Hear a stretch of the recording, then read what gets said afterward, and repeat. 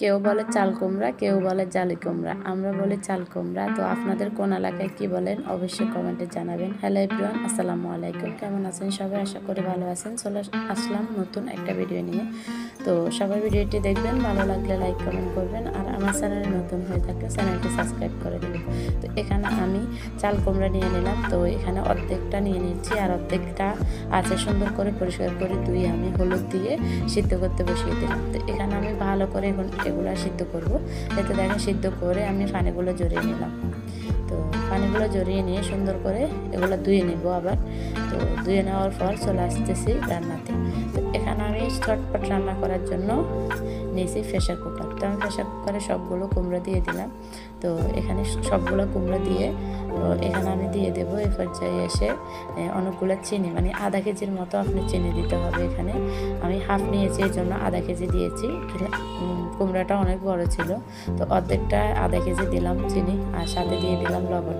তো এই তো আমি চিনি লবণ দিয়ে ভালো করে ঢাকনা আটকিয়ে এখন চিটি দিয়ে নেব। আমি 2টা চিটি দিয়ে দেখলাম, দেখেন কুমড়াগুলো একেবারে মজে গেছে, কালারটা চেঞ্জ হয়ে গেছে। তো এখানে আমি দিয়ে দিলাম তেজপাতা। তো এখানে দেখেন আমি একটা নারিকেল সুন্দর করে কুড়িয়ে ফাটায় পিষে নিয়েছি, একদম নিমিশ করে মিহি করে পিষে নিয়েছি আর কি। তো এখানে আধা কেজি দুধ আছে।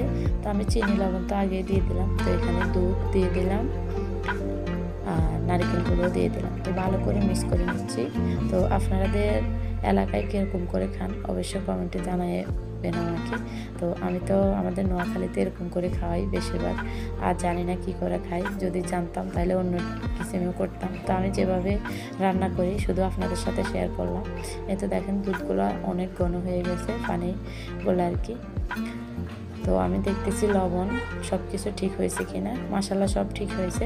এখন শুধু রান্না করার পালা। তো আমি এখানে 20 মিনিটের মতো রান্না করব। বেশি রান্না করতে হবে না, কারণ যে আমি চিনিগুলো আগে দিয়ে দিছি, সব মিষ্টি কুমড়ার ভিতরে ঢুকছে। শুধু এখন রান্না করে নেব ভালো করে, দুধ আর নারিকেলগুলো যাতে ঢুকে।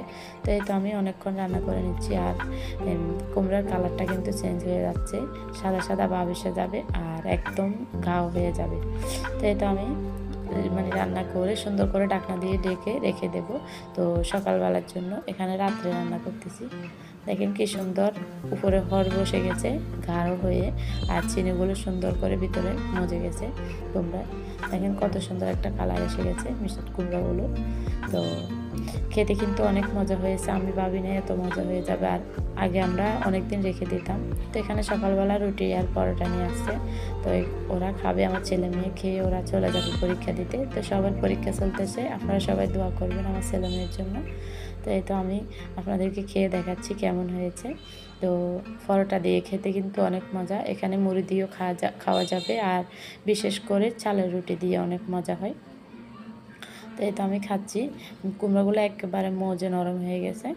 তো মাশাআল্লাহ অনেক মজা হয়েছে। তো আজ এই পর্যন্তই, সবাই ভালো থাকবেন, সুস্থ থাকবেন। আল্লাহ হাফেজ, আসসালামু আলাইকুম। আমার ভিডিওটা কেমন হয়েছে অবশ্যই কমেন্ট